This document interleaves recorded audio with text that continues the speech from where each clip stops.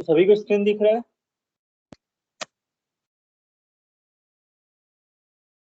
Yes sir.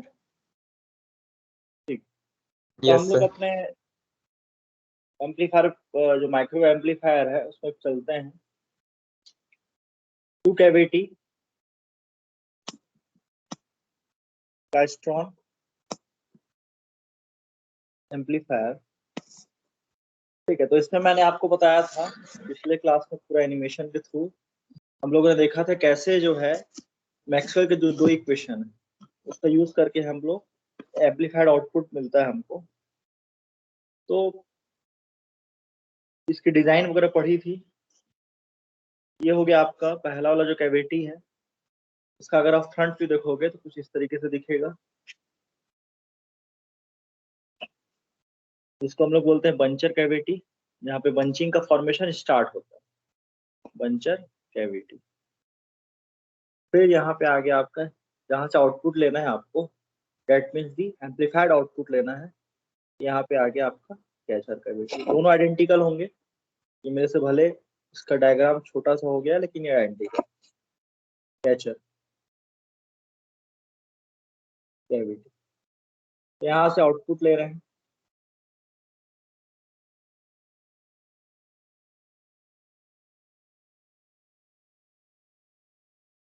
Amplified signal, ठीक है। फिर एम्पलीफाइड सिग्नल पाने के लिए हमको क्या करना पड़ता है, इलेक्ट्रॉन बीम देना होता है।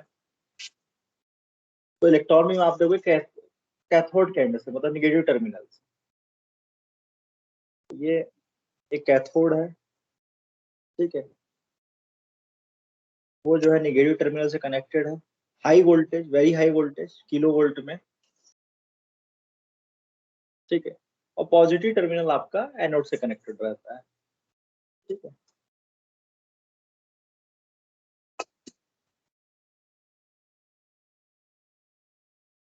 ये आपका एनोड है। ये ताकि ये जो प्लेट्स दिख रहे हैं आपको, ये वाले, मैं दूसरे कलर से दिखा देता हूँ।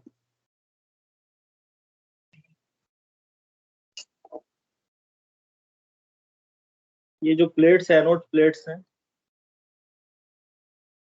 इसको भी हम लोग पॉजिटिव टर्मिनल से कनेक्ट करते हैं ताकि जो इलेक्ट्रॉन्स स्कैटर हो जाए।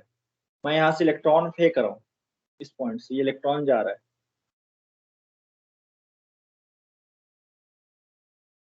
ठीक है। और यहाँ आपका प्लेट है जो कि पॉजिटिव टर्मिनल से कनेक्टेड है। जो भी इलेक्ट्रॉन्स जब उनका वेलोसिटी मॉड्यूलेशन होगा और लास्ट में क्या होगा, collected by the anode terminal, positive terminal, ठीक है। लेकिन कुछ इलेक्ट्रॉन्स क्या होंगे, ये वाला जो बोल रहा हूँ, ये वाला लाइन, कुछ इलेक्ट्रॉन स्केटर भी हो सकते हैं। तो हम लोग यहाँ पे एक प्लेट और लगा रहे हैं, ठीक है।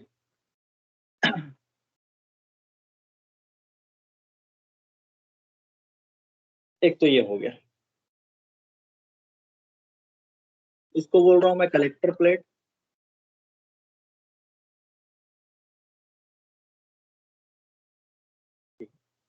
अब हम लोगों ने देखा था, बस दो लाइनें बोल देता हूँ मैं। हम लोगों ने देखा था कि हम लोग क्या करते हैं, कोई एक वीक सिग्नल अप्लाई करते हैं, वीक इनपुट सिग्नल, जैसा कि हम लोग नॉर्मल एम्पलीफायर में करते हैं, उसी तरीके से यहाँ पे आप वीक सिग्नल अप्लाई करोगे। अब ये वीक सिग्नल इलेक्ट्रॉन्स जो बहुत हाई वेलोसिटी के साथ निकल रहा है, ठीक है, उसके साथ इंटरेक्ट करेगा। कैसे इंटरेक्ट करेगा, आप सभी जानते हैं कि इलेक्ट्रॉन मान लो एक नॉर्मल वेलोसिटी से जाता है, ठीक है। जो इलेक्ट्रॉन की जो वेलोसिटी है वो क्या है, constant with the time. With the time constant है आपका इलेक्ट्रॉन की वेलोसिटी। तो अगर electron with the constant velocity जा रहा है, इलेक्ट्रॉन कोई कांस्टेंट वेलोसिटी के साथ जा रहा है, तो क्या प्रोड्यूस होता है, करंट प्रोड्यूस होता है, हम लोग जानते हैं। और that is nothing but dq by dt, ये कुछ ऐसा ही है जब आप वेलोसिटी निकालते हो, वेलोसिटी इज इक्वल टू क्या होता है, dx बाई dt। तो चार्ज जो है टाइम के साथ चेंज हो रहा है, इस जो कि क्या प्रोड्यूस कर रहा है, करंट। डिस्प्लेसमेंट जो है टाइम के साथ चेंज हो रहा है, that is nothing but the velocity.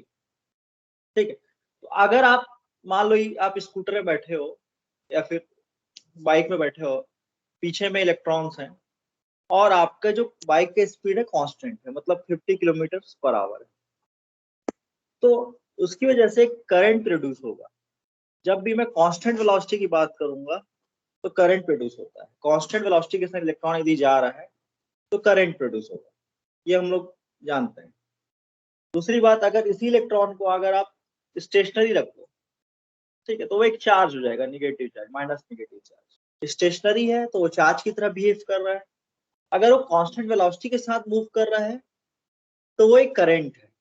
अगर यही इलेक्ट्रॉन एक्सेलरेट करना, मतलब जो बाइक चला रहा है वो क्या कर रहा है, अपने जो स्पीड को एक्सेलरेट कर रहा है, मतलब स्पीड को चेंज कर रहा है। एक्सेलरेट मतलब कभी 50 कर दिया, कभी 20 किलोमीटर कर दिया, कभी 30 कर दिया, कभी 40 कर दिया। एक्सेलरेशन मतलब वेलोसिटी का change, dv by dt, velocity का change, that is nothing but the acceleration.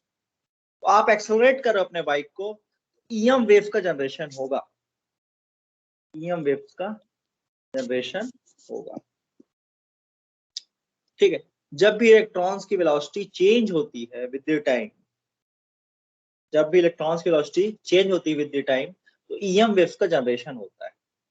जब भी इलेक्ट्रॉन की वेलोसिटी कांस्टेंट होती है विद द टाइम, तो वो करंट प्रोड्यूस करता है।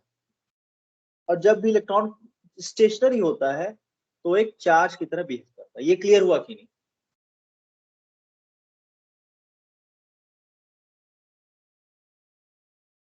क्लियर हो गया यहां तक? Yes sir. Yes sir. ठीक है। फिर हमने चर्चा किया था कि जो भी आप सिग्नल अप्लाई कर रहे हो, मान लो वीक सिग्नल अप्लाई कर रहे हो, साइनसॉइडल सिग्नल अप्लाई कर रहे हो, ठीक है, इसको मैं चर्चा नहीं करना चाह रहा लेकिन कर देता हूँ थोड़ा सा, पॉजिटिव निगेटिव। ठीक। तो इस पॉजिटिव, आप सभी जान रहे हो, जो कैविटी है इज जस्ट लाइक एक एलसी सर्किट की तरह बिहेव कर रहा था। पैरेलल एलसी सर्किट, कई सारे एल जो है पैरेलल में है, इसलिए इंडक्टर की वैल्यू कम हो गई, तो 1/2 पाई रूट ओवर एलसी। ठीक है। तो एल की वैल्यू कम हो गई, मतलब फ्रीक्वेंसी की value, high frequency of operating frequency हो गया, हाई फ्रीक्वेंसी हो गया। तो ये हमने चर्चा कर लिया। तो कहने का मतलब ये है कि जब आप पॉजिटिव वोल्टेज अप्लाई कर रहे हो तो एक तो इलेक्ट्रिक फील्ड प्रोड्यूस होगा इस डायरेक्शन में, from positive to negative in the catcher cavity, ये जो है, सॉरी, बंचर कैविटी। ठीक है। आप निगेटिव वोल्टेज अप्लाई कर रहे हो तो इलेक्ट्रिक फील्ड का डायरेक्शन कुछ इस तरीके से होगा। तो इलेक्ट्रिक फील्ड का डायरेक्शन कुछ इस तरीके से है, अगर आप पॉजिटिव अप्लाई कर रहे हो तो ऐसा है, निगेटिव कर रहे हो तो ऐसा है। तो चूंकि इलेक्ट्रॉन निगेटिव चार्ज है तो फोर्स का डायरेक्शन किधर होगा, इधर डायरेक्शन होगा, और इस डायरेक्शन में ये वाला फोर्स लगेगा, जस्ट उल्टा, क्योंकि दोनों वेक्टर क्वांटिटी है तो रिवर्स डायरेक्शन में फोर्स लगेगा इस इलेक्ट्रिक फील्ड की वजह से। तो जो फोर्स लग रहा है आपके इलेक्ट्रॉन्स को लग रहा है, जो इलेक्ट्रॉन बीम है उसको फोर्स लग रहा है। तो इससे क्या होगा, जैसे मान लीजिए ये वाला फोर्स है जो पॉजिटिव वोल्टेज की वजह से लगा है, तो उसकी वजह से क्या होगा, आपके इलेक्ट्रॉन्स क्या हो जाएंगे, और स्पीड बढ़ जाएगा इस फोर्स की वजह से, इस इलेक्ट्रिक फोर्स की वजह से इस इलेक्ट्रॉन्स का स्पीड बढ़ जाएगा। जैसे कि मान लो मैं इसको एक पर्टिकुलर गैप में इलेक्ट्रॉन्स को लिख रहा हूँ, जैसे ये 5 इलेक्ट्रॉन्स है, तो जो फोर्स लगा due to the positive charge, due to the positive voltage, इस फोर्स की वजह से कुछ समय के बाद, जिसको हम लोग ड्रिफ्ट स्पेस बताऊंगा मैं, और पहले ही बता देता हूँ, ये ड्रिफ्ट स्पेस, ये वाला स्पेस, जो दोनों के बीच की जो कैविटी का जो डिस्टेंस है वो ड्रिफ्ट स्पेस, ड्रिफ्ट स्पेस। ठीक है। तो ड्रिफ्ट स्पेस इसीलिए रखा जाता है ताकि कुछ समय के बाद जो है दोनों क्या हो जाए, बंचिंग का फॉर्मेशन हो। तो इस फोर्स की वजह से क्या होगा, इलेक्ट्रॉन का बंचिंग होगा। मतलब एक मान लो ऐसा व्यक्ति है जो मान लो हेल्दी है और तगड़ा हेल्थ है उसको, तो उसने 2-4 लोगों को ढकेल दिया, तो ये 3 लोगों को ढकेला, तो लास्ट में क्या होगा, एक समय के बाद पांचों के पांचों एक ही मतलब एकदम करीब आ जाएंगे। ये that is called the bunching. ठीक है, बंचिंग ऑफ इलेक्ट्रॉन्स इस फोर्स की वजह से। और जब आप निगेटिव वोल्टेज अप्लाई कर रहे हो इन दी बंचर कैविटी, तो उसमें फोर्स रिवर्स डायरेक्शन में लग रहा है। तो फोर्स के रिवर्स डायरेक्शन की वजह से क्या होगा, जैसे फोर्स रिवर्स डायरेक्शन में लग रहा है तो इलेक्ट्रॉन्स क्या हो जाएंगे, स्लो हो जाएंगे। इलेक्ट्रॉन्स क्या हो जाएंगे, स्लो हो जाएंगे, क्योंकि जिस स्पीड से आ रहे थे अब आप उसको और ढकेल दिए उस तरफ। किस तरफ ढकेल दिया आप, कैथोड की तरफ ढकेल दिए, तो इलेक्ट्रॉन्स क्या हो जाएंगे, स्लो हो जाएंगे। मतलब अर्थात जो उनके बीच डिस्टेंस है वो डिस्टेंस क्या होता जाएगा, कम ना होके ज्यादा होते जाएगा। यहाँ पे देखिए, इसको ऐसा समझिए कि ये डिस्टेंस था पहले वाले केस में, मान लीजिए इलेक्ट्रॉन का डिस्टेंस ऐसा था, तो कुछ सेकंड के बाद कुछ ऐसा हो जाएगा।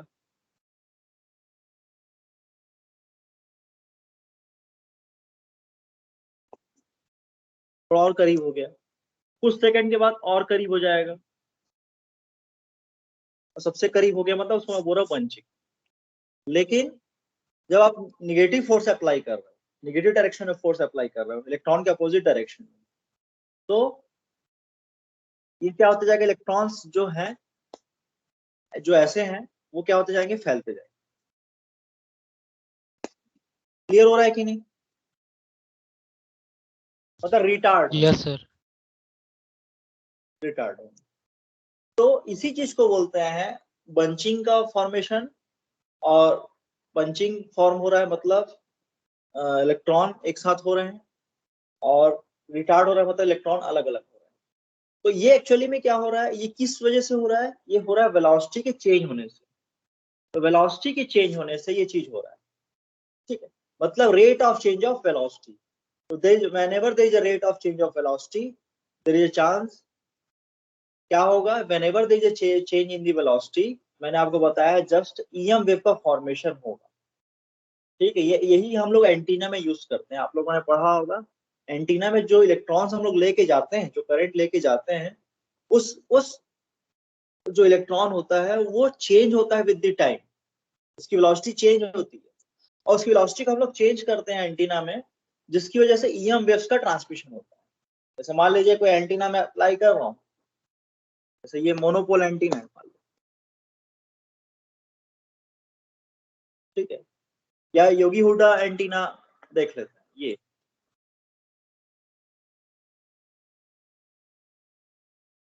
ठीक है, इसमें आप लोग करते क्या हो, ये 2 टर्मिनल है, इसमें आप लोग करते हो, ये जो अप्लाई कर रहा हूं मैं सिग्नल,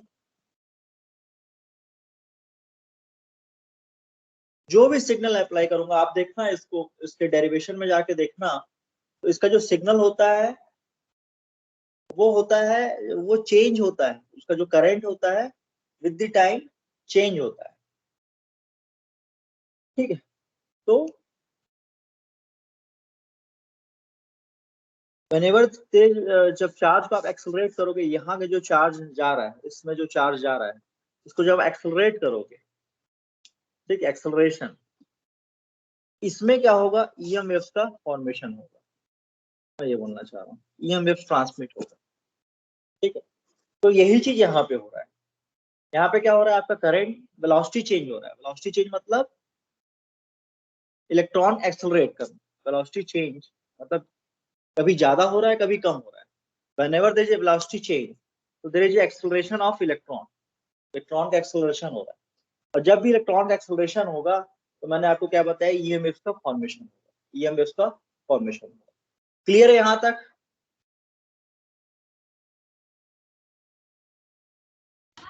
Yes, sir. ठीक है, फिर ये मैं दूसरे एंगल से समझा रहा हूँ, पहले तो मैं समझा चुका हूँ कैसे मेरा एम्पलीफाइड आउटपुट मिला था। अब यहाँ पे देखिए, इसको दूसरे पेन से दिखा रहा हूँ। यहाँ पे बंचिंग ऑफ इलेक्ट्रॉन हो गया, तो आप जानते हो ज्यादा चार्ज रहेंगे तो उस हिसाब से मैग्नेटिक फील्ड भी ज्यादा आएगा। ये देखिए मैग्नेटिक फील्ड भी ज्यादा आ रहा है, और ये जो मैग्नेटिक फील्ड है इसकी जो फ्रीक्वेंसी है, जैसे मान लीजिए इस वीक सिग्नल की जो फ्रीक्वेंसी होगी, उसकी जो फ्रीक्वेंसी और ये जो ईएम वेव जनरेशन की जो फ्रीक्वेंसी है सेम है, जैसा कि एम्पलीफायर में होता है। आपका जो आउटपुट सिग्नल है उसका फ्रीक्वेंसी सेम रहता है, जिसको मैं एग्जैक्ट रिप्लिका बताया था, exact replica of the input. तो फ्रीक्वेंसी सेम रहेगा, लैम्डा सेम है तो फ्रीक्वेंसी सेम रहेगा। तो जो भी ईएम वेव जनरेशन हो रहा है बंचिंग और नॉन बंचिंग की वजह से, उसकी जो फ्रीक्वेंसी, ईएम वेव्स की जो फ्रीक्वेंसी है वो सेम। तो जो मैग्नेटिक फील्ड है वो परपेंडिकुलर टू द इलेक्ट्रॉन है, इलेक्ट्रॉन चेंज हो रहा है, मैग्नेटिक फील्ड चेंज हो रहा है, कम होगा कभी, कभी ज्यादा होगा। इलेक्ट्रॉन यदि दूर दूर है तो कम होगा, और इलेक्ट्रॉन यदि करीब है, बंचिंग में है, तो ज्यादा ईएम वेव्स का जनरेशन होगा। फिर आप लोग जानते हो मैक्सवेल इक्वेशन क्या कहता है, whenever there is a del cross E is equal to minus dB by dt. Whenever there is a change in the magnetic field, time varying orthogonal electric field will be generated. Time varying orthogonal क्यों बोला, del की वजह से। Time varying orthogonal electric field will be perpendicular electric field will generated. तो जो electric field का formation होगा वो कुछ ऐसा होगा।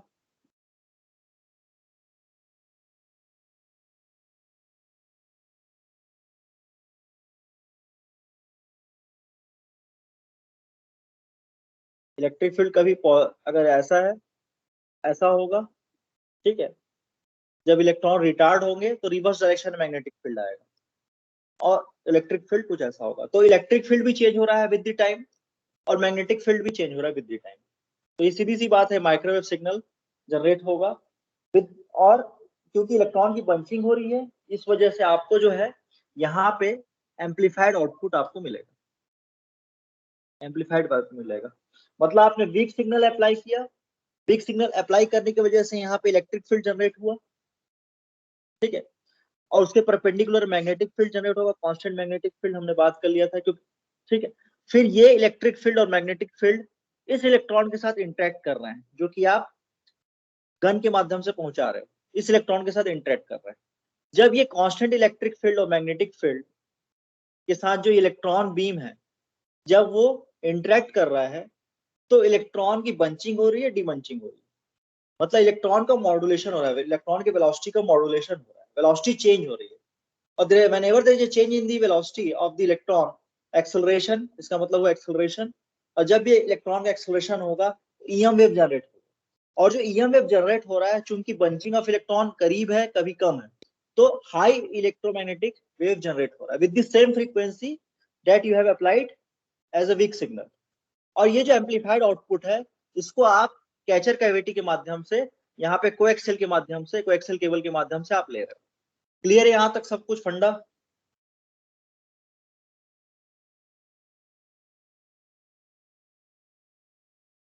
Yes sir. Yes sir. ये तो हो गया आज का जो एंगल था, वो मैं आपको इलेक्ट्रॉन के वेलोसिटी मॉड्यूलेशन से जो ईएम वेव का जनरेशन है वो एंगल बता रहा हूं, ठीक है। ये हो गया।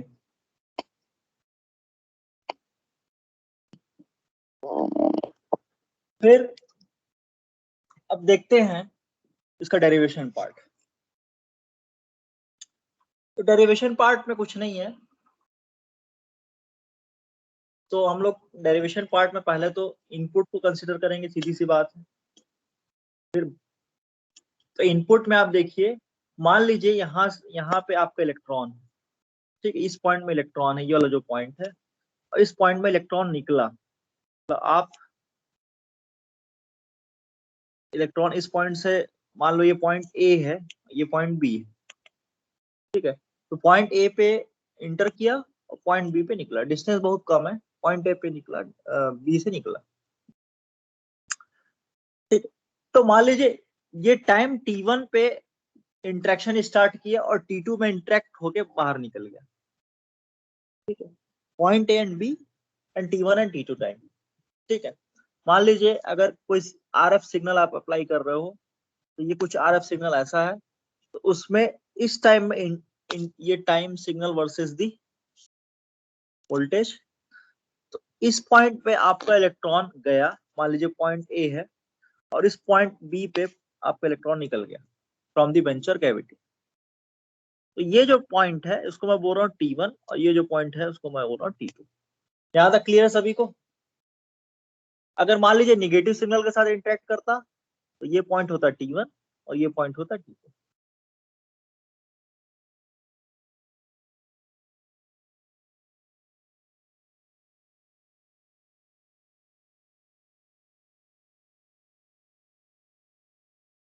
क्लियर है? Yes sir. ठीक। अब हम लोग बात करते हैं कि वेलोसिटी मॉड्यूलेशन का एक्सप्रेशन की बात करते हैं, ताकि ये आपका एग्जाम में आएगा ही, expression for velocity modulation.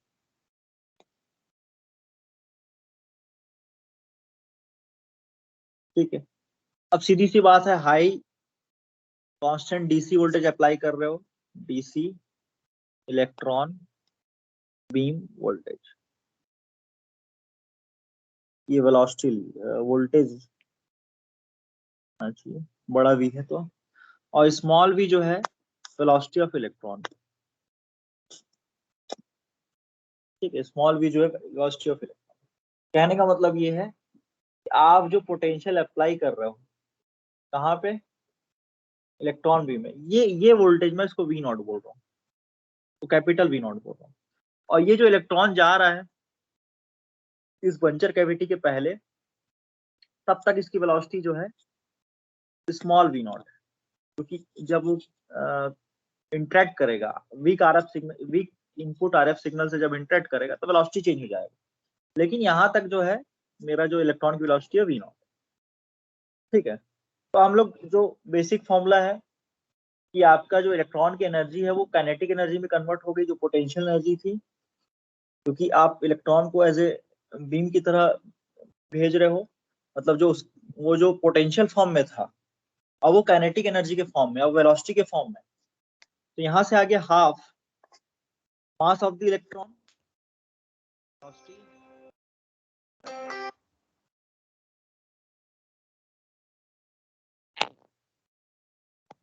Of the electron का स्क्वायर इज इक्वल टू जो आप वोल्टेज अप्लाई कर रहे हो, Q इंटू वी नॉट। ठीक है, ये वोल्टेज है और वो वेलोसिटी है। यहां तक क्लियर सभी को? और वी नॉट क्यों लिखा है? क्योंकि डीसी वोल्टेज अप्लाई कर रहे हो। ठीक है,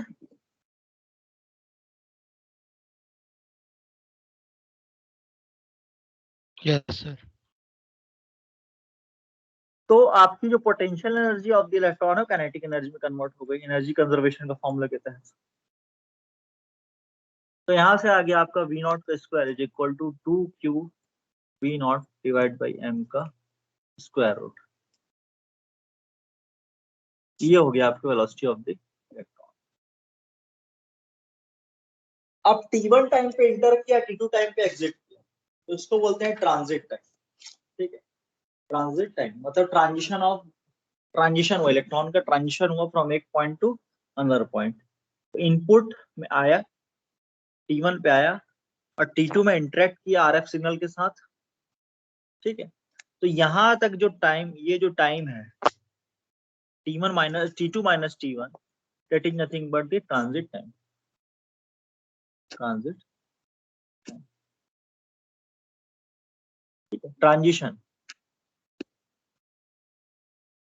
ठीक है, अब अगर हम लोग बात करें कि कितना आपका एग्जैक्ट वोल्टेज उसको लगा, ठीक है, एग्जैक्ट वोल्टेज कितना इंटरेक्ट हुआ इन द इलेक्ट्रॉन बीम, तो इसको बोलेंगे मैं average AC voltage. Average AC voltage आपका, कहने का मतलब ये है कि आपका पूरा इनपुट, जैसे मान लो कोई सर्किट है, जैसे ये R1 R2 लिखा हुआ है और यहाँ पे आप ये एसी सिग्नल अप्लाई कर रहे हो, तो ये एसी सिग्नल पूरा का पूरा R1 में भी जाएगा और R2 में भी जाएगा या फिर कैपेसिटर में भी जाएगा। ठीक है, लेकिन यहाँ पे क्या हो रहा है, लेकिन आपका बहुत स्मॉल टाइम के लिए इंटरेक्ट हो रहा है। तो ये जो इंटरेक्शन है उसको मैं बोल रहा हूँ एवरेज एसी वोल्टेज। कितना टाइम लगा, कितने टाइम के लिए इंटरेक्ट किया, एवरेज एसी वोल्टेज। तो ये एवरेज एसी वोल्टेज जो कि इंट्रैक्शन वोल्टेज है वो होगा आपका V average is equal to, आप जानते हैं एवरेज वैल्यू हम लोग कैसे निकालते हैं, 1 टाइम 0 to t इंटीग्रेशन। इसमें बताने की जरूरत नहीं है, किसी का भी एवरेज निकालना है तो उसका पर्टिकुलर टाइम तक इंटीग्रेट कर दो और उसको टाइम से डिवाइड कर दो, वो आपका एवरेज वैल्यू होगा किसी भी चीज का। ये आपने किसमें पढ़ा है, फोरियर सीरीज में पढ़ा है। ठीक है, तो फोरियर सीरीज में आप क्या करते थे, 1 टाइम पीरियड 0 to t और यहाँ से आप इंटीग्रेट कर दिया। कभी उसको कॉस के साथ मल्टीप्लाई करते थे तो वो an मिल जाता था, bn के लिए आप साइन से करते थे। तो इसमें नहीं जा रहा हूँ, a नॉट के लिए आप ऐसे ही करते थे। तो ये हो गया। तो v एवरेज वोल्टेज जो एवरेज अप्लाई हुआ that is the time from t2 minus t1 तक इंटरेक्ट किया है। t1 से t2 आप इंटरेक्ट करोगे, जो आप वोल्टेज अप्लाई किया Vm sine omega t d। यहाँ तक क्लियर सभी को? Yes, sir. 1/t2 minus t1, इसको इंटीग्रेट कीजिए, साइन ओमेगा टी का इंटीग्रेशन कॉस ओमेगा टी होता है, तो Vm cos omega T, omega coefficient है तो वो डिवाइड में आ जाएगा फ्रॉम,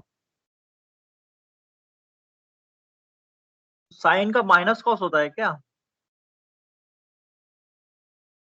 साइन का माइनस कॉस होता है, तो या तो फिर minus Vm sine omega T, Vm को बाहर ले सकता हूँ, Vm बाहर ले लिया, या तो minus cos omega T divide by omega लिख दो, या तो माइनस को हटा दो और lower limit minus upper limit जो होता है उसको upper limit, sorry upper limit minus lower limit जो होता है उसको lower limit minus upper limit लिख सकता हूँ, दोनों एक ही बात है।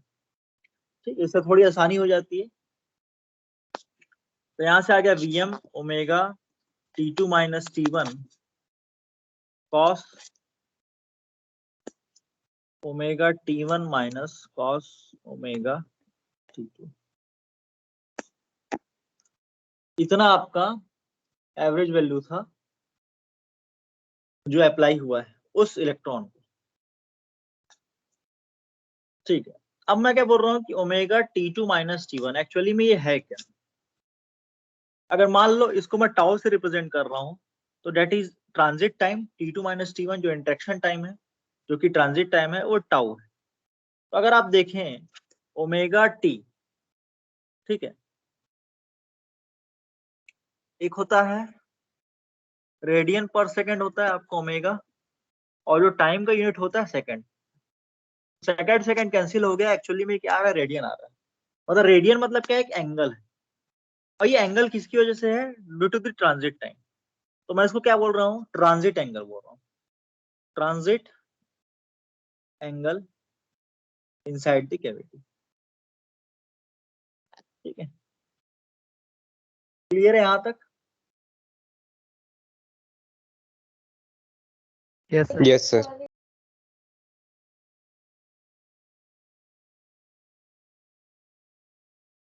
ठीक, और इसको मैं क्या कर रहा हूँ, ओमेगा टाउ को एक ट्रांजिट एंगल थीटा जी से रिप्रेजेंट कर।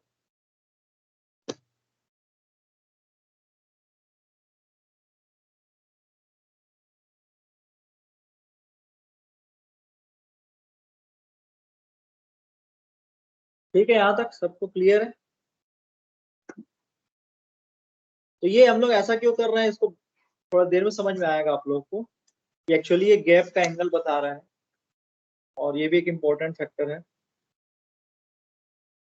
तो एक तो ये हो गया। तो अगर मान लीजिए दोनों कैविटी के बीच डिस्टेंस क्या है, दोनों जो गैप का जो डिस्टेंस है, जो मान लो एक गैप जो बोल रहा हूँ वो d है। ठीक है, तो यहाँ से क्या आ जाएगा, d divide by the velocity of the आपका इलेक्ट्रॉन, जिसको मैं v नॉट से रिप्रेजेंट कर रहा हूँ।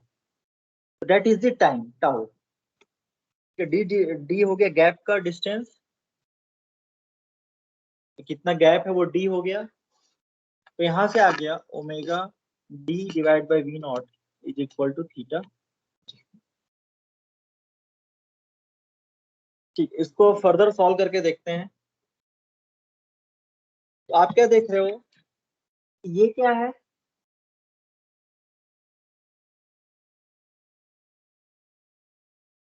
अगर मैं इसको T2 माइनस T1 लिखूं तो T2 माइनस T1 क्या है, टाउ है, और टाउ क्या है आपका, theta divide by D divide by V naught. अगर दोनों साइड में ओमेगा से मल्टीप्लाई कर दूं, यहाँ भी ओमेगा से मल्टीप्लाई कर दिया, यहाँ भी ओमेगा से मल्टीप्लाई कर दिया, यहाँ भी ओमेगा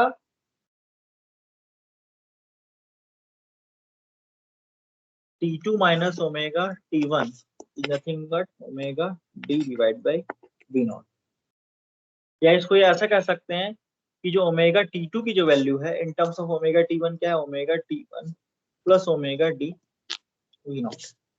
तो ये रिलेशन बता रहा है आपका दोनों टाइम के बीच रिलेशन, इस ये T1 और T2 के बीच में क्या रिलेशन है, ये इक्वेशन बता रहा है। तो जो हम लोग लोअर लिमिट डाले थे, ये वाला, ये T2 और T1 के बीच एक रिलेशन है जो कि मैं इससे बता रहा हूँ, ये वाला। और आप जो कॉस के अंदर जो एंगल दिख रहा है, कॉस का एंगल दिख रहा है आपको, ओमेगा T1 दिख रहा है और ओमेगा T2 दिख रहा है। तो आप क्या कर सकते हो, किसी एक एंगल को उसके जो हम लोग बताए हैं उससे चेंज कर सकते हो। तो अगर मैं बात करूं, यहाँ से आ गया Vm omega T2 minus T1 cos omega T1 minus cos omega T2 था, तो ओमेगा T2 को क्या लिख दिया यहाँ पे, cos omega T1 plus omega D by V naught. ठीक है, तो ये ओमेगा T2 को रिप्लेस कर दिया किसके टर्म में, ओमेगा T1 के टर्म में। यहाँ तक क्लियर है सभी को? Yes sir. ठीक है, अब देखिए, अब जो है आपका कॉस ए माइनस बी बन चुका है, आप जानते हो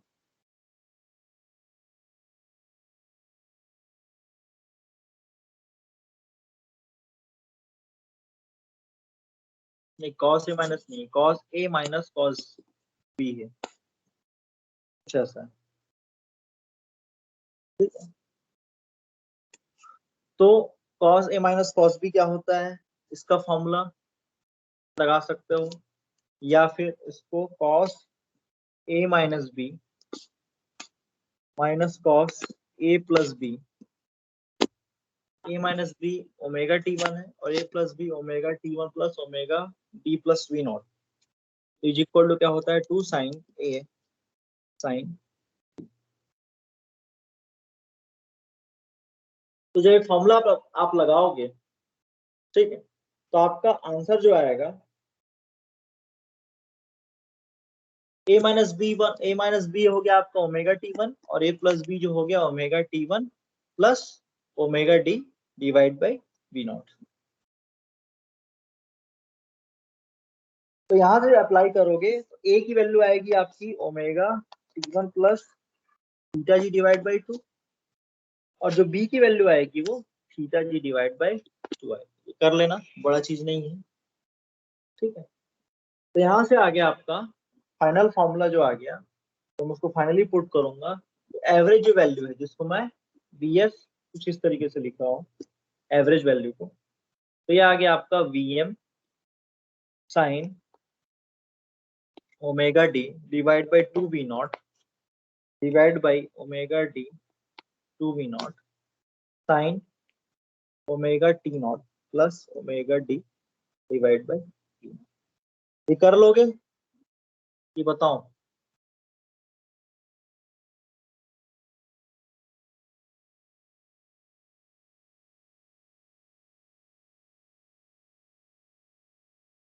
इसको ओमेगा T1 लिख दो, क्लियर है ये चीज? तो साइन ए 2 साइन ए साइन बी में कन्वर्ट हो जाएगा।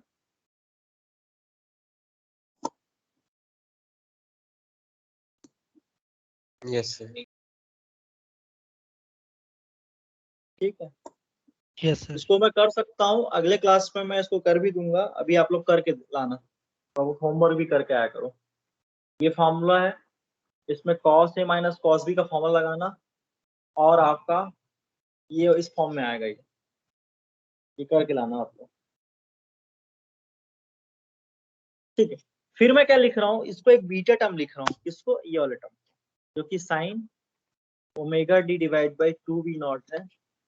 क्योंकि यार हम लोग को भी थोड़ा स्किप करना है, अब सीखना होगा एज ए टीचर, क्योंकि जब बड़े बड़े कॉलेजेस में ऐसा होता है तो हम लोग को भी थोड़ा बहुत स्किप करके चलना चाहिए। और बाकी सब कॉलेज में तो ऐसे ही बोल देते हैं, ये कॉस ये है ओमेगा टी1 माइनस, उसके बाद फिर ये आ जाएगा, फॉर्मूला लगा लेंगे।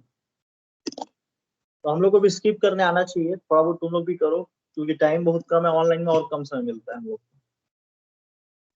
तो ये आ गया, तो इसको क्या लिख रहा हूँ मैं, बीटा लिख रहा हूँ, इस फैक्टर को क्या लिख रहा हूँ, बीटा लिख रहा हूँ। अब बीटा जो है एक्चुअली में वो बीम कपलिंग कोफिशिएंट, इसको मतलब भी समझेंगे कि बीम कपलिंग कोफिशिएंट क्या होता है, लेकिन अभी जो है beam coupling coefficient of the of input cavity, of input cavity. ठीक है, तो फाइनल जो फिगर आ गया वी एवरेज या फिर वी एवरेज ऐसा जो आ गया, वो beta into V M sine omega T plus theta G divide by, यहाँ तक क्लियर है सभी को?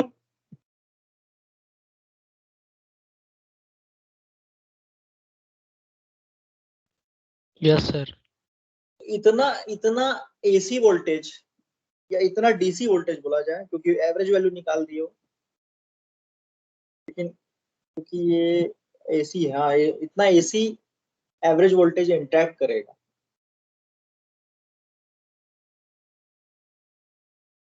ठीक, अब इसको समझते हैं कि बीटा क्या है। तो जब आप बीटा को देख रहे हो तो बीटा की वैल्यू क्या है, sine omega D divide by 2v0 है, divide by omega D divide by 2v। Omega D की वैल्यू लिखिए, ओमेगा डी की वैल्यू क्या है आपकी, ओमेगा डी की वैल्यू है theta G into V not.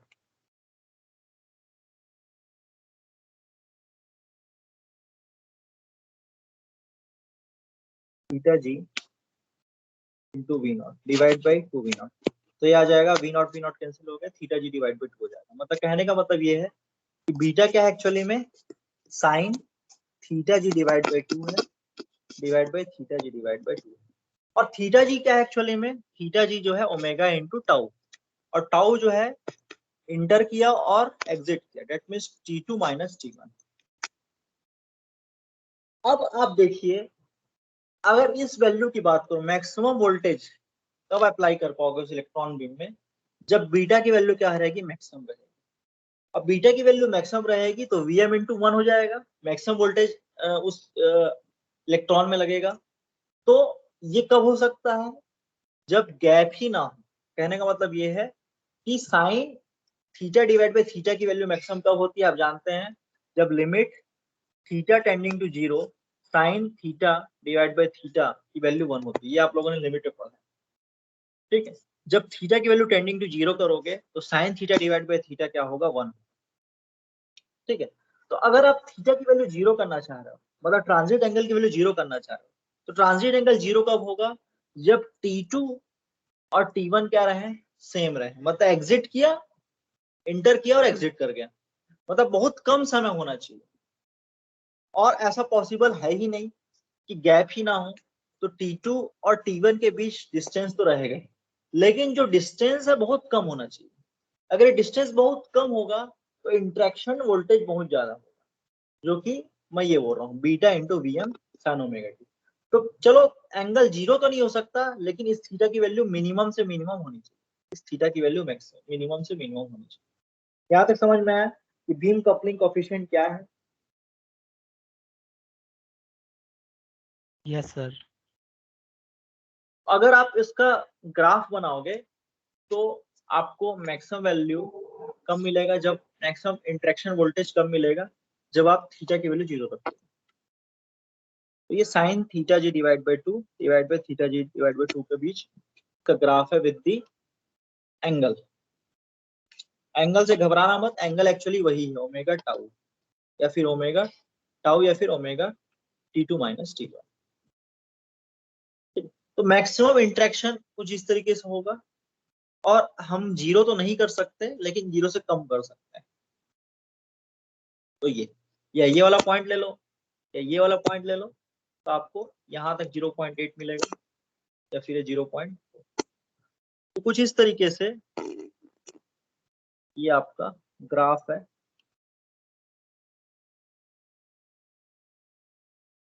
जैसे एंगल आप बढ़ाते जाओगे तो ये 2 पाई तक, तो ये ग्राफ 3 पाई, ये 4 पाई। लेकिन हमारे काम का क्या है कि थीटा जी की वैल्यू कम से कम होनी चाहिए, ताकि जो इंटरेक्शन वोल्टेज है वो क्या रहे, ज्यादा से ज्यादा रहे। थीटा की वैल्यू जितनी कम रहेगी, बीटा की वैल्यू उतनी हाई रहेगी, और बीटा की वैल्यू जितनी हाई रहेगी उतना इंटरेक्शन वोल्टेज हाई। तो यहां तक मेरे ख्याल से क्लियर होगा सभी को।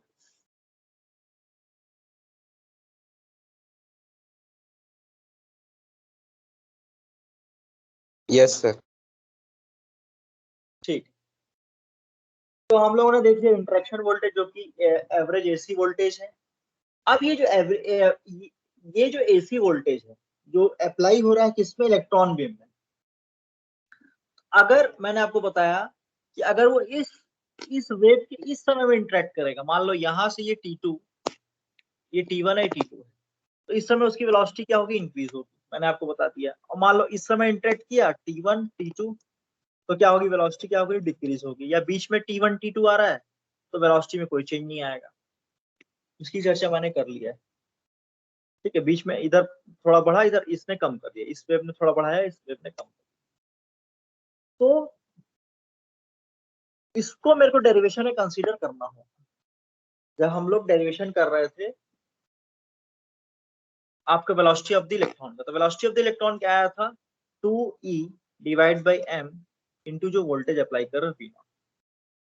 अब ये जो वोल्टेज अप्लाई कर रहे हो, डीसी वोल्टेज आप कैथोड से अप्लाई, कैथोड से दे रहे हो, लेकिन जो ये वाला वोल्टेज है जो कि एसी एवरेज वैल्यू है, वो क्या आ रहा है, आरएफ सिग्नल से आ रहा है। आरएफ सिग्नल जो इंटरेक्ट किया इलेक्ट्रॉन बीम के साथ, और जो इलेक्ट्रॉन बीम के साथ जो आरएफ सिग्नल इंटरेक्ट किया है उसकी वजह से क्या होगा, या तो वेलोसिटी बढ़ेगी, अगर पॉजिटिव में है तो बढ़ेगी, निगेटिव में है तो घटेगी। इस पर चर्चा हम लोगों ने कर लिया। और बीच में रहेगा तो वैसे का ज्यों का त्यों रहेगा। तो there is a velocity modulation. तो यहाँ पे क्या आएगा, एक्स्ट्रा टर्म आएगा जो कि आपका इंटरेक्शन वोल्टेज की वजह से वेलोसिटी क्या हो रहा है, इंक्रीज कर रहा है। तो यहाँ तक क्लियर हुआ सभी को। तो डीसी तो है ही है Yes, sir. जो आप बीम के थ्रू कर रहे हो, और ये जो है, ये जो एवरेज एसी वोल्टेज है जो कि इंटरेक्शन की वजह से हुआ है, इंटरेक्शन की वजह से हुआ है। और वो क्या है, जो आप इनपुट अप्लाई कर रहे हो, वीक इनपुट आरएफ सिग्नल। तो इसकी वजह से there is a change in the velocity. ठीक है, तो ये हो। अब जो फॉर्मूला में ये चेंज आ गया, जब इंटरेक्शन हो गया तब ये होगा। इंटरेक्शन से पहले तो 2e divide by m into V naught ही होगा, लेकिन after the interaction V naught plus V S. तो वी एस का हम लोग फॉर्मूला लिख देते हैं। तो वी एस क्या आया था आपका, 2e divide by m V naught plus V S आया था आपका beta into V M sine omega T naught plus theta G divide by. अब मैं वी नॉट को कॉमा ले लेता हूं। आप जानते हैं मैं V naught 2e divide by V naught अभी लेते आ रहा था, तो ये वी नॉट कॉमन ले लिया। 1 यहाँ पे आ जाएगा प्लस यहाँ पे जाएगा beta V M divide by the V naught जो कि वोल्टेज है, डीसी वोल्टेज है, साइन, ये वाला पूरा एंगल यहाँ लिख रहा हूँ, एंगल लिख लेना, ये angle omega T naught plus theta G divide by. तो आप क्या देख रहे हो,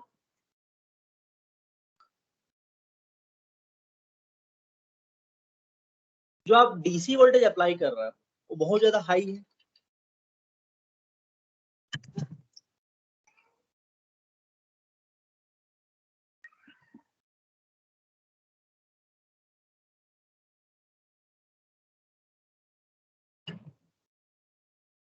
तो आप डीसी वोल्टेज अप्लाई कर रहे हो बहुत ज्यादा हाई है, किलो वोल्ट में है, और जो इंटरेक्ट किया है वो लो है। मतलब कहने का मतलब जो है V naught is very very greater than beta into Vm जो अप्लाई कर रहे हो आप, क्योंकि Vm वीक सिग्नल, ये वीक सिग्नल, और बीटा की मैक्सिमम वैल्यू 1 हो सकती है। ठीक है, तो ये वीक सिग्नल अप्लाई कर दो, V नॉट की वैल्यू बहुत ज्यादा है। तो जब भी ऐसा केस रहेगा 1 प्लस एक्स की पावर हाफ, ठीक है, तो उसको हम लोग क्या कर सकते हैं, बाइनोमियल से 1 प्लस एक्स बाई 2 में x बाई 2 लिख सकते हैं। तो वही चीज मैं कर रहा हूँ, x की value very very less than 1। ये क्लियर है ये चीज?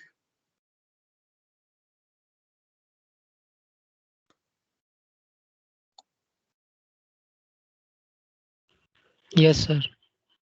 ठीक है, तो ये जो रूट था, स्क्वायर रूट था, इसको मैं क्या कर रहा हूँ, बाहर ले रहा हूँ। तो स्क्वायर रूट को क्या कर सकता हूँ मैं, half 1 plus X by 2। That means ये जो x है, ये x पूरा, इसकी वैल्यू बहुत कम है, क्योंकि अगर आप V नॉट की value very greater than beta Vm हुई, तो मैं क्या लिख सकता हूँ कि 1 is very very greater than beta Vm divide by V not. तो इसकी वैल्यू 1 से भी कम है, ये जो है इसकी वैल्यू 1 से भी कम, तो 1 प्लस एक्स डिवाइड बाई 2, यहाँ से आ गया 2e Vm 2e V not divide by m 1 plus X by 2, मतलब beta Vm divide by 2 V naught sine, और ये एंगल क्या है आपका, ओमेगा टी नॉट या omega T1 plus beta G divide by 2। तो कई जगह T1 को T नॉट लिया है, कई पुस्तक में T1 को T नॉट लिया है, T नॉट से स्टार्ट किया है, कई जगह T1 से स्टार्ट किया है। तो omega T1 plus theta G divide by,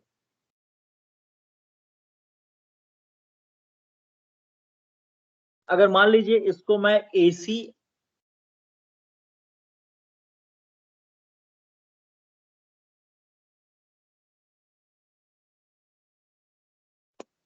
तो ये 1 प्लस एक्स को 1 बाई एक्स बाई 2 कर दिया। इसको मैं क्या कर रहा हूँ, एक जो हम लोगों ने फॉर्मूला पढ़ा था बिफोर द इंटरेक्शन फॉर्मूला क्या था, velocity of the electron is equal to 2e V not divide by m। ठीक है, तो ये आपका DC वेलोसिटी हो गया, तो इसको DC वेलोसिटी से रिप्लेस कर रहा हूँ, small velocity before the interaction. तो आफ्टर फाइनल फॉर्मूला क्या आ गया, V नॉट हो गया 1 plus beta Vm divide by 2 V naught sine omega T naught plus theta G divide by. तो यहाँ तक क्लियर हो सभी को, ये चीज क्लियर हो, कोफिशिएंट को कैसे मैंने DC वेलोसिटी से रिप्लेस किया, जो कि हम लोगों ने kinetic energy equal to potential energy से निकाला था। Yes, sir. ठीक है, तो आप क्या देख रहे हो, जो वेलोसिटी ऑफ द इलेक्ट्रॉन दिख रहा है, अब देखिए जिसकी मैं बात कर रहा था कि इलेक्ट्रॉन की वेलोसिटी चेंज हो जाएगी, और इलेक्ट्रॉन की वेलोसिटी चेंज होगी जो इंटरेक्ट करेगा, तो ये चीज वो डेरिवेशन दिखा रहा है। और ये डेरिवेशन कुछ वैसा ही है जो आप लोगों ने एम्पलीट्यूड मॉड्यूलेशन में पढ़ा होगा। एम्पलीट्यूड मॉड्यूलेशन में क्या था, ए एम 1 प्लस क्या था, म्यू साइन ओमेगा टी, ऐसा कुछ था, या कॉस ओमेगा टी। ठीक है, तो कभी अगर म्यू की वैल्यू म्यू ग्रेटर देन 1 है तो ओवर मॉड्यूलेशन है, म्यू इज इक्वल टू 1 है, और एक तो म्यू लेस देन 1 है, अंडर मॉड्यूलेशन। ठीक है, तो ये जो म्यू है, जैसे म्यू की वैल्यू आपकी 0.8 हो गई, तो 1 प्लस 0.8 अमाउंट से आपका एम्पलीट्यूड बढ़ गया, 1 प्लस 0.8 कॉस अमाउंट से आपका एम्पलीट्यूड बढ़ गया। मान लीजिए यहीं पे म्यू की वैल्यू कम है तो 0.2 है, 1 प्लस 0.2 एम्पलीट्यूड कम हो गया। There is a change in the amplitude that is known as amplitude modulation. किसका चेंज होता है, कैरियर के एम्पलीट्यूड का चेंज होता है। ठीक है, कैरियर सिग्नल का एम्पलीट्यूड चेंज होता है। ठीक है, मैसेज का नहीं, कैरियर का एम्पलीट्यूड चेंज होता है। मॉड्यूलेशन इंडेक्स को चेंज करोगे तो, ठीक है, वो सर्किट पे डिपेंड करता है कि कैसा आप मॉड्यूलेशन यूज कर रहे हो। तो यहाँ पे वही चीज हो रहा है, ये वैल्यू चेंज करोगे आप बीटा, जो कि आपके गैप से डिपेंड कर रहा है कि गैप कितना है, और जब इस गैप को चेंज करोगे तो there is a change in the velocity. ये v क्या है, वेलोसिटी है, और किस अमाउंट से वेलोसिटी चेंज हो रहा है, 1 plus beta vm divide by 2 v not. Clear हो रहा है ये चीज, और किस पे डिपेंड कर रहा है, गैप पे डिपेंड कर रहा है।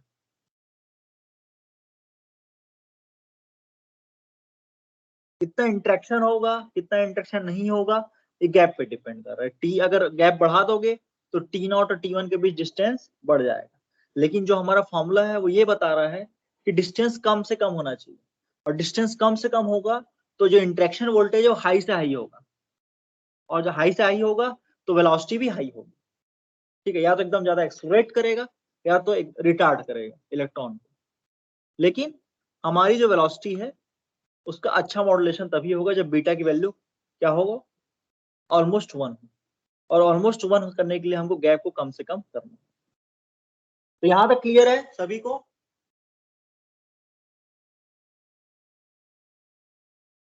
Yes, sir. Yes, sir. ठीक है, तो यहाँ हम लोग विराम देते हैं, ठीक है। तो आप लोगों ने आज जो सीखा है वेलोसिटी मॉड्यूलेशन, मतलब वेलोसिटी का चेंज होना का डेरिवेशन देखा आज, कैसे इंटरेक्शन वोल्टेज हमने निकाला जो कि एसी वोल्ट मतलब एवरेज एसी वोल्टेज है, पहले हमने वो निकाला, उसका फिर एसी एवरेज वोल्टेज को जो डीसी वोल्टेज वी नॉट था उसके साथ प्लस कर दिया क्योंकि इंटरेक्ट हो गया। फिर हमने देखा कि जो फाइनल जो एक्सप्रेशन आया है उसमें there is a change in the velocity. अगर आप बीटा को चेंज करोगे जो कि बीम कपलिंग कोएफिशिएंट है, और बीम कपलिंग कोएफिशिएंट को चेंज करोगे तो आपका वेलोसिटी भी चेंज होगा, और उस बीम कपलिंग कोएफिशिएंट की वैल्यू ऑलमोस्ट 1 होनी चाहिए। ऑलमोस्ट 1 करने के लिए आपको जो गैप है उसको कम से कम करना होगा, ठीक, ताकि आपका इंटरेक्शन ज्यादा से ज्यादा हो, ठीक। और जब भी वेलोसिटी मॉड्यूलेशन होगा मतलब चेंज इन दी वेलोसिटी, तो एक्सेलरेशन होगा इलेक्ट्रॉन का, कभी रिटार्ड होगा कभी एक्सेलरेट होगा, और उससे एक आपका एम्पलीफाइड ईएम वेव्स बनेगा। ये आज का कंक्लूजन, ठीक है। Strong electromagnetic wave is produced, और वो क्या होगा, आइडेंटिकल टू इनपुट सिग्नल होगा, ठीक है, जो कि डेरिवेशन में आप फर्दर देखोगे। चलिए ठीक है, तो